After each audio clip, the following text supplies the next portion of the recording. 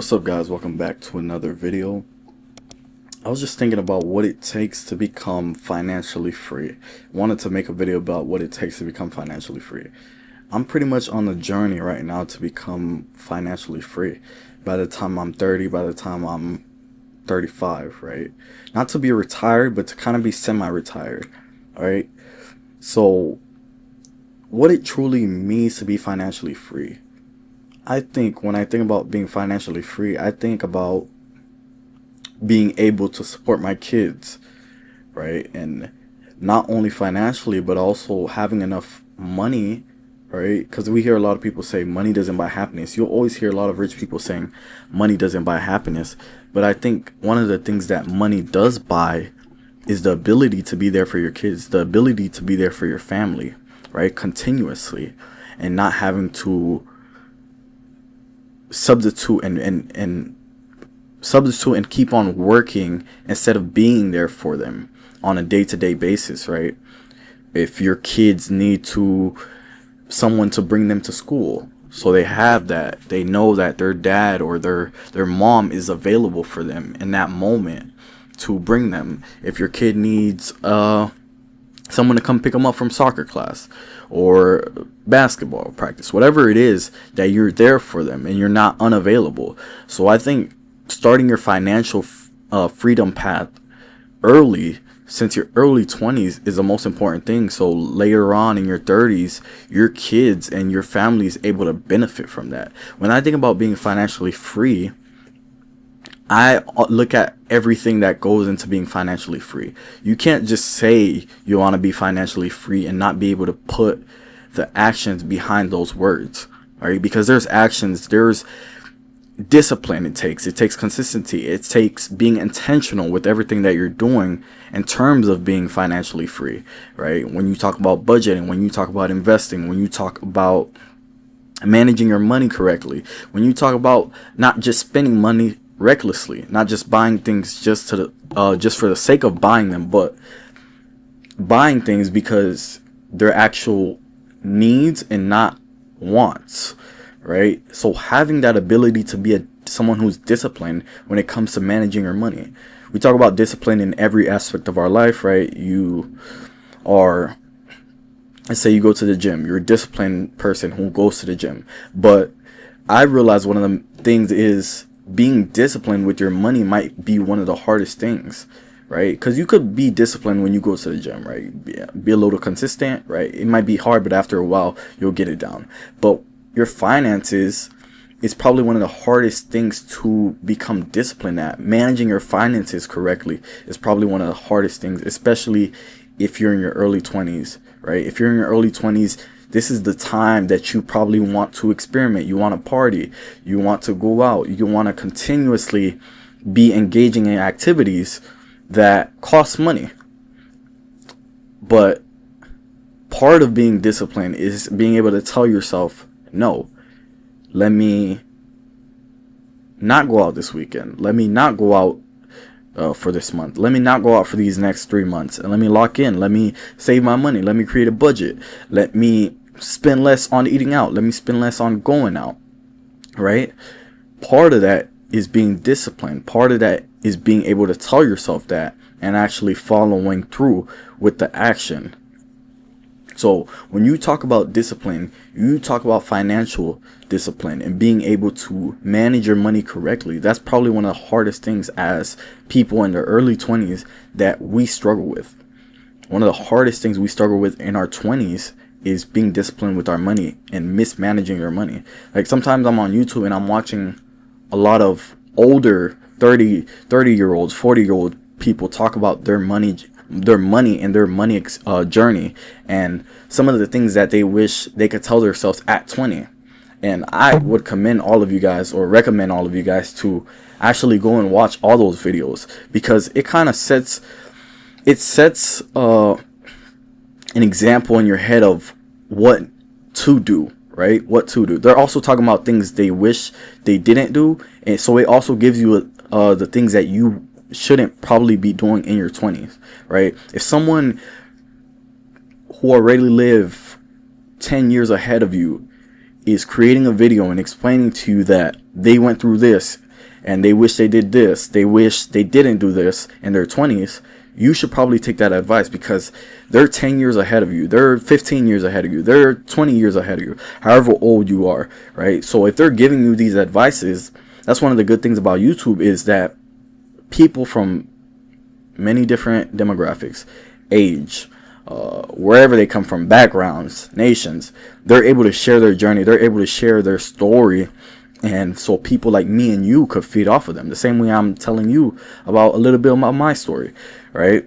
But you're able to learn from them. If you're not taking a piece of their information and putting it inside of yourself, or utilizing it in your life for the better, then why are you even watching a YouTube video, right? If anything you're watching on YouTube, or if anything you're watching, you're learning on the internet, you're searching, if it's not for the benefit of yourself, or if it's not to learn, why exactly are you watching it? Why exactly are you looking at whatever you're looking at? So make sure that anytime you're looking at a YouTube video, and you listen closely to these people that are talking about what they wish they knew in their 20s, what they wish they knew early on before they reached their 30s or 40s, because this is the most important thing. You'll see that a lot of them wish they knew about investing. A lot of them wish they managed their money a little bit better. A lot of them wish that they didn't go out so much, right? I know the 20s is the time to experiment, it's the time to travel, it's the time to hang out with friends, right? But it's also a time to build. It's also a time to build yourself individually, but it's also time to build your finances. This is the most important stage of your life, because let's say, yes, you have a significant other. You may have a significant other, or you don't, right? As a man, if you don't have a significant other, well, this is the time for you to be building yourself for that significant other. So when you do reach your 30s, when you do reach your 35s, 40s, and you plan on having a significant other, you plan on having a family, so now you guys are aligned and you can contribute in the way that you're supposed to contribute as a man, right? But if in your 20s you were not messing around, but if in your 20s you were just half-assing, or just going with the flow, or just, you know, doing what it is, like just chilling, right? By the time you get to your 30s, you're going to be playing catch up. You're going to be playing catch up, and then you're going to start thinking to yourself, man, why didn't I listen to the advice I heard in my 20s? Or why, like, I wish I knew this, I wish I knew that. But meanwhile, you probably did watch a video like this, or you probably did watch someone else's video, but you were undisciplined to even follow the directions being given to you at this current age. So just think about that. I want to talk a little bit about being consistent, because being consistent when it comes to being financially free is one of the hardest things. The consistency to go to the gym every day, that's one of the hardest things, right? Consistency to go to the gym every day, the consistency to actually manage your money every single day, or to actually properly manage your money every single day, is one of the hardest things. The discipline and the consistency to tell yourself, man, I'm not going to go out this week, and then for next week to come in, you tell yourself the same thing. So it becomes eventually a habit, right? So now you have this habit of not going out, because you understand that going out causes you to spend more money that you already don't have. And going out is a form of, what could I say it's a form of? It's a form of hiding something, because let's say you're continuously going out, but you don't feel whole yet, right? Because you're not where you want to be financially. You don't feel whole yet. What going out does is kind of suppressing that feeling that you have of hitting your goals and accomplishing what you want, and then you can just go out for this weekend and forget about everything that you haven't accomplished yet.